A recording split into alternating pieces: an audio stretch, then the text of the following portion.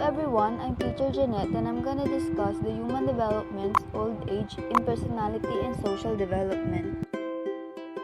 There are two major theories proposed to explain successful aging, the activity theory and the disengagement theory.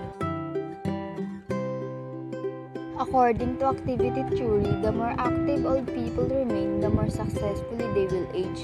Individuals engage in full-day activities and maintain a level of productivity to age successfully.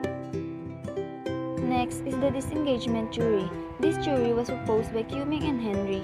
It says that aging is characterized by mutual withdrawal by the old person, who voluntarily cuts down activities and commitments, and by society, which forces retirement and encourages segregation by age.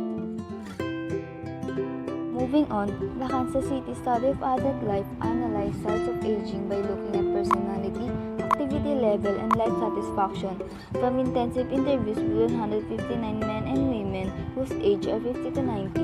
Newgarden, Havighurst, and Taubin identified four major personality types, which they correlated with varying levels of activity in different social roles. They then rated people according to their levels of life satisfaction. First, in the integrated personalities, people have complex inner lives, competent egos, and high levels of life satisfaction.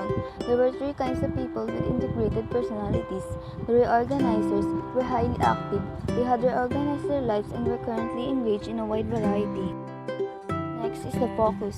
People who showed medium levels of activity, and they had become selective. Next is the disengaged. People who showed low levels of activity, they had withdrawn into a self-contained, contented life. Second is the armor-defended personalities, fell into two groups. Those in the holding on pattern held on as long as possible to the patterns of middle age. With high or medium activity, they were high in life satisfaction. Next is the constricted, people who tried hard to defend themselves against aging by limiting their energies, social interactions, and experiences. They were able to achieve high or medium life satisfaction while exhibiting either low or medium activity. Third is the passive dependent personalities, were divided into two kinds, the Sakaran-seeking, who have strong dependency needs. As long as they can lean on one or two other persons, they can maintain high or medium satisfaction with high or medium activity. And the apathetic, people who seem to have been passive all their lives. By doing little, they achieve medium or low satisfaction. Last is the unintegrated personalities, people who show the disorganized pattern of aging. They had gross defects in psychological functioning, loss of control over their emotions, and deterioration in thought process. They managed to stay in community but with low activity and low life satisfaction. Moving on to Erik Erikson's psychosocial development, the ego integrity versus despair is the eighth or final stage. This stage begins at approximately age 65 and ends at death. During this stage, people reflect back on the life they have lived and come away with either a sense of fulfillment from a life well lived or a sense of regret and despair over a life misspent. Successfully resolving the crisis at this stage leads to the development of what Erikson referred to as ego integrity. People are able to look back at their life with a sense of contentment and face the end of life with a sense of wisdom and no regrets.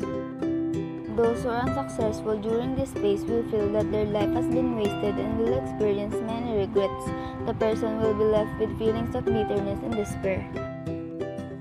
Next is the Peck's theories of psychological development in old age.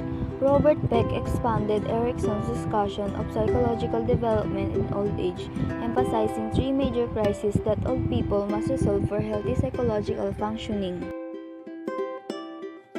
First is the ego differentiation versus work role preoccupation, people who are finding ways to affirm self-worth outside the work role. Second is the body transcendence versus body preoccupation, people who are focusing on cognitive and social powers in order to transcend physical limitations. Third is the ego transcendence versus ego preoccupation, people are now accepting that life is finite by finding ways to contribute to the welfare of future generations.